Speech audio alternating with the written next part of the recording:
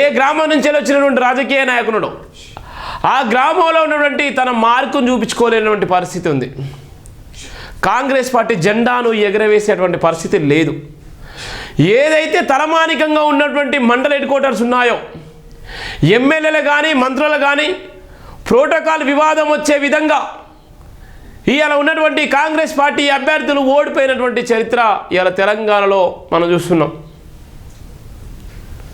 అధికార పార్టీ ఉన్నప్పటికీ, నిధులు ఇచ్చేటువంటి పరిస్థితి ఉన్నప్పటికీ కాంగ్రెస్ పార్టీకి పూర్తి స్థాయిలో మెజార్టీ రాకపోవడం నిజంగా బాధాకరం. ఇలా 12,700 గ్రామ పంచాయతీలు ఉన్నప్పటికీ 12,700 గ్రామ పంచాయతీల్లో పూర్తి స్థాయిలో 12,700 గ్రామ పంచాయతీలకు 12,000 గ్రామ పంచాయతీలు గెలవాల్సినటువంటి పరిస్థితి ఉన్నప్పటికీ కూడా కాంగ్రెస్ పార్టీ గెలవలేకపోయింది. ఇవాళ బీజేపీ కూడా చాప కింద నీరులాగా బీజేపీ తన అస్తిత్వాన్ని కాపాడడం కోసం బీజేపీ చాప కింద నీరులాగా గ్రామాలలో తన ఉనికిని చాటుకునేటువంటి ప్రయత్నం చేసింది.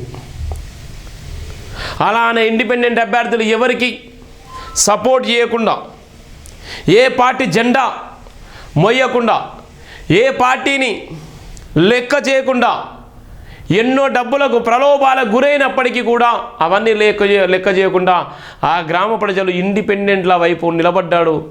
అలాంటి ఇండిపెండెంట్లు కూడా వందలాది మంది గెలిచినటువంటి సందర్భాలు మనం చూస్తున్నాం.